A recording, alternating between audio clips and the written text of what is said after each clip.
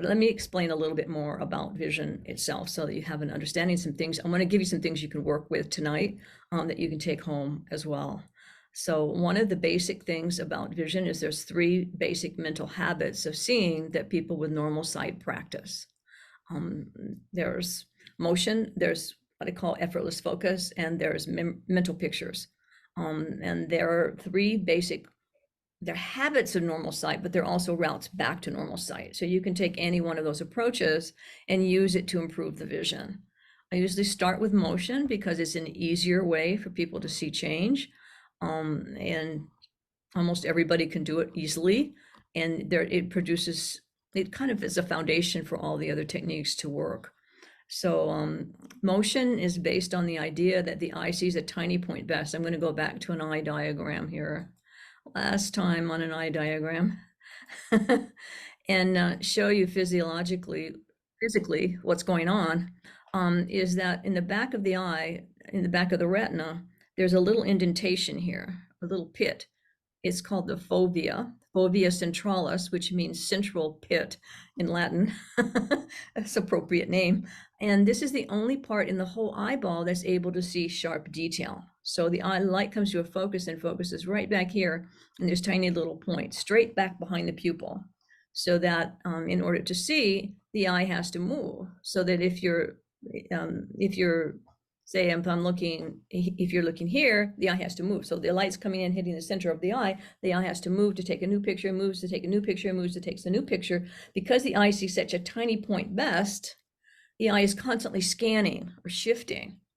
And that eye with normal sight shifts at least 70 to 100 times every second in order to see. It's called saccadic eye movement. And when you're dreaming, this REM sleep, the rapid eye movement sleep, is because you're seeing images in your mind and your eyes are moving around to see the image, even though they're not physically seeing them. That's because they're so related to the mind. They're causing that little rapid movement to take place. The smaller the shift, the more rapid the shift, the better the vision. When there's an effort to see, the motion slows down. Can you consciously move your eyes 100 times in 1 second? Let's try it. 1, 2. How many times can you move your eyes consciously in 1 second? It's like you can't do it. It has to be unconscious. So any effort to see, any strain that you make to see is going to slow down that movement and cause it blur on that central point, that fovea, which is the area of sharpest clarity. You're going to get a blur. And the more that you stare, the bigger the blur becomes. So that's when you strain to see, 2 things happen physically. The eye's pulled in the wrong shape for that moment, and the sensitiveness of that fovea drops down. Both of those things happen when there's an effort to see. So the motion, how do you stimulate that rapid shift of the eye? Well, one of the easy ways to do that, I use a shifter, and I use it with a sunlight or a bright light. And the reason for that is that it's easier to get out of the habit of staring and straining when your eyes are closed, because you don't have the same habits mentally of trying to see when your eyes are closed. So if you say this is the sun, I'm just using a lamp here, light, and you would put the light there and then close your eyes and move the head one way while the shifter goes in the opposite direction. You can get a little feel of this, a tiny bit of feel of this. Let me turn this down a little bit. It's not at 100% anymore. It's awfully bright. You can get a little feel of this if you just put your hands in front of your face and move. You'll see, okay, the eyes are shifting across. They're looking for the light coming through the fingers, right? The eyes are light finders, so they're going to shift through. You can't see the same thing without a bright light that you would with eyes closed. So, but if you have your eyes open, they're going to be shifting. So moving the head, I don't know if you can see my eyes or not. I'm going to get close to this camera. If you move the head and let go of your eyes, they're going to make little tiny shifts versus moving your eyeballs consciously. So it's not moving your eyes because you can't move your eyes fast enough to do that voluntarily. But if you move your head and let go of your eyes, it stimulates an unconscious shift of the eye. So if you move your head to see and let go of any effort to try to grab what you're seeing, and just move the head, let go of your eyes, and let yourself shift across what you're seeing, you start to break up the habit of staring. If you go too fast, you might still be staring, but if you kind of go slowly, you might find that you can break that up. You can also use print use that on its side as a shifter. This is just, it comes with eggs, I get. A little newsletter with eggs. Okay, so I collect small print. You just take it close to your face and just move your head from side to side with any print on its side, and it will work like kind of like a shifter, because your eyes are light finders, so they're going to skip across the black and look for the light. If you just move the head, let go of your eyes, any page, it just doesn't matter, any page of print will work. If you bring it close to your face, let go of your eyes, don't try to look at anything, you're not trying to focus on it. If you have it really close, you can give up the effort of trying to focus on it, and just, you'll see it moving. It will look like it's moving. A book on its side, turn it at 90 degrees so that you're not tempted to try to read it or something. It's a little easier if it's at a bit of a 90-degree angle. But that little shift like that, just moving the head, letting go of your eyes, and seeing the page move. And then you can put it out a little farther where you can actually see the little lines of type and shift across on the lines of type. Don't try to focus on it particularly, but you can notice the white spaces between the lines, between the words as you're shifting. And especially notice when you move to the right, the page looks like it moves to the left. Do you see that? Can you nod your head if you see that? Yeah, when you move one way, it moves in the, okay, great. It appears to move in the opposite direction. Thank you. I like to make sure you're getting this. So that sense of motion tells you that you're shifting properly. When you see stationary objects moving relative to you, that tells you that you're actually shifting the way you want to be shifting instead of staring. You can close your eyes and imagine the page moving. So when you move one way, you can imagine the page moves opposite you. And then open your eyes and shift eyes open. It helps to close the eyes because with your eyes closed, you're not trying to see. It's easier to give up the effort to see with your eyes closed than it is with them open. If you're imagining the movement with your eyes closed, then when you open your eyes, it's often easier to get that lighting effect. When you're reading, you're actually going to do the same thing. You just shift across on the page and the letters look just like a shifter, so that you're shifting along, and the little whites, you're seeing the white spaces between all the letters. Your eyes don't see black because the eyes are light finders. So they look for light, and black is the absence of light. There's no light coming to your eyes from a black surface. So when you're reading, what your eyes see is the white, and what your mind then interprets the holes in that white and says, oh, that's a G, or that's a this. But what the eye is seeing is the white inside and around the black. The black is just like a hole that somebody's carved out, and there's nothing coming to your eye from the black surface. So when you're reading, your eyes are actually looking for the white. So if you shift on the white and forget about the black, it can often take away the strain. And sometimes I'll sit next to somebody on an airplane or something, and they're wearing reading glasses, and I'll say, just, and we talk a little bit about vision, and they'll show me what to do. And so I just have them just bring it in close and just shift on the white space inside the letters, in between the letters, whatever, just anything, any type of print, and relax with it, closing the eyes and imagining it moving, bringing it really close to do that, and then putting it back out, and they're like, oh, well, I can see it. If you have it close and then you relax close up, then you put it back out. You might find if you have trouble seeing close up, you might find that for a moment you're seeing a little bit better when you put it back out because you relaxed at the closer point, and now you're used to carrying that relaxation over when you come back out. But no, we're getting probably a little too much going on, but that's the basic idea is you want to let go of your eyes and let them shift unconsciously. And if you get movement, if you move the head, it's going to stimulate that more easily than if you're just moving your eyes consciously. Just making sense? So that's the principle of motion. And you sway a little bit. If you sway to the left and right, and you look at any stationary object in front of you, the close objects are going to appear to move opposite you. You move to the right, they move to the left. You move to the left, they move to the right. They appear to move opposite you. If I look at the ceiling, that appears to move. So there's a sense of the stationary objects moving relative to you. That sense of motion is your clue that you're not staring, at least to some degree. A person with normal sight, when they stop on a point, the point appears to have a little tiny swing to it because unconsciously they're still shifting. When they look at a period, like I would look at Zoom meeting and I look at the dot on the eye on meeting and I stop on that dot, it looks for a moment like it just swings ever so slightly about its own width, because unconsciously I'm still scanning back and forth over that point, and it gives the illusion of motion.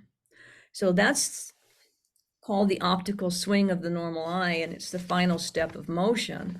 But to get to that, you make bigger motion and you just start to notice motion throughout the day. There's a whole process for that, which is gone into in great detail in Vision Quick Start, which is the first course, which is included in the Super Sight Squad and also in the School of Better Eyesight membership platform. But it's like your basic training in how to see, shifting, seeing things moving, and a lot more than that. But that's the principle of motion involves two aspects: shifting and swinging. The shifting is what your eyes do; they constantly scan, and the swing is the sense of stationary objects moving that results from the eyes shifting and the eye and mind shifting. Am I moving too fast here? Okay, good. Okay. Throw a bunch of stuff at you here. Hopefully you're with me. It looks like you are. Okay. So that's the first habit of normal sight is motion. And usually what I recommend people do is start with a shifter because it's easy, it's a no-brainer. Get into the sun or a bright light and do a lot of eyes closed shifting initially because it's easier to get the feeling of letting go of your eyes when your eyes are closed. And then once you get the feeling there, then you want to take it into eyes open and practice keeping that same shift happening throughout the day. When you're on a computer, instead of staring at the little detail, you want to shift from point to point. And the second aspect of that is you want to keep the periphery. The second habit of normal sight, I call effortless focus. It involves two parts: rest and central fixation.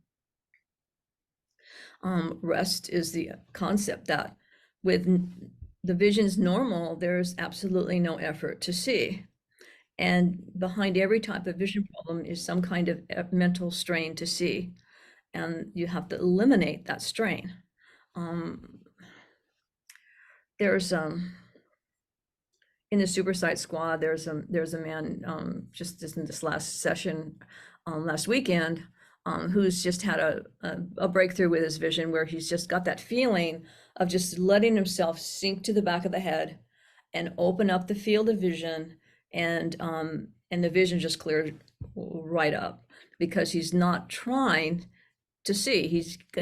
You can think you're not trying but still be trying, but he's really just, there's a whole different feeling inside your brain, inside the way you see. There's this internally, it feels very different when they're absolutely making no effort to see, and the vision is really clear. So that's your clue that you're getting it.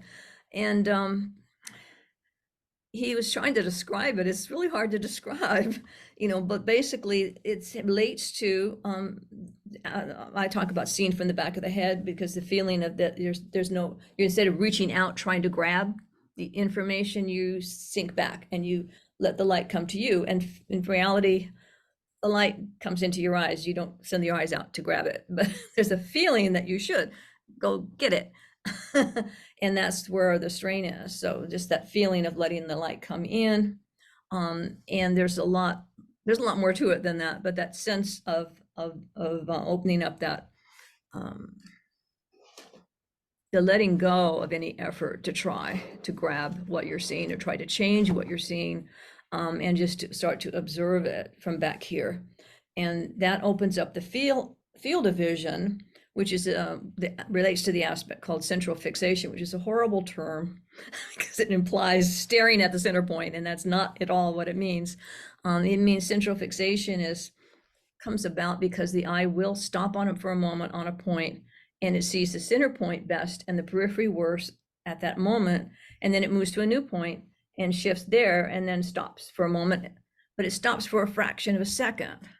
So you can't consciously, if you try to fixate consciously, you'll just be staring. So that movement has to happen in 100th or so of a second in order to keep you seeing the center point best and the periphery worse. Well, so in the beginning, I'm learning how to focus, really, because central fixation relates to how does the eye actually focus. It sees that center point best and a big field of vision at the same time. And with myopia especially, there's a tendency to narrow in the focus and try to grab that detail and bring it in close and lose its context. So you want to put things back in space, you want to see them in space. So opening up that peripheral vision is a real key for improving the vision. The first step of gaining back that focus is to just use your peripheral vision. So when you're looking at something, you see what's around it. You see the whole space around it, not just that one little tiny point that you're trying to grab and pull out of context. So the periphery, widening out the periphery is an aspect of that. And that allows, when you in the back of the head and making no effort to see the peripheral vision, suddenly you're in space and you're not, looking at the world trying to grab things visually. You're just in space. And so you can look at your computer, but you're in a space when you're doing it. You're not narrowing in on trying to grab this, grab that. You see it in space. You can put the attention on detail, but it's within it's a little too hard to describe this in a beginning intro like this. But I would say the first step is get that peripheral vision back. Then the next step is to start to contrast the central and the peripheral vision. And then you get to the third step where you start to see more three-dimensionally. And that's when the vision really clears up. So that's the whole aspect of gaining back the focus, the central fixation. Yeah, Jean. Okay. All right. The first thing was get back peripheral vision, then contrast peripheral vision, and the third was seeing 3D, and that's too advanced to go into tonight. Okay. But that relates to comparing 2 points instead of the second step. You're looking at, say you look at the face, and you would look to a blank surface and see the face worse in your peripheral vision, and you come back and see it better. And you look away and you see it worse in the peripheral vision, and you come back and see it better. So you're looking to a blank surface and seeing the detail worse. You don't want to go too far away, because then it works. You just go a little far enough away that you can see the detail worse. And then you come back. And then the third step would be to compare 2 points or more, so that you're looking at one point and move to another point, and you're seeing the peripheral point worse. Say you look at one eye, you can see the other eye worse while you're still looking at this eye, instead of having to. It's advanced. Ask me in a clinical class. I'll show you how to do it. Yeah, it's too advanced to, you have to get, first step first. But yeah, but it is transformative when you can get it.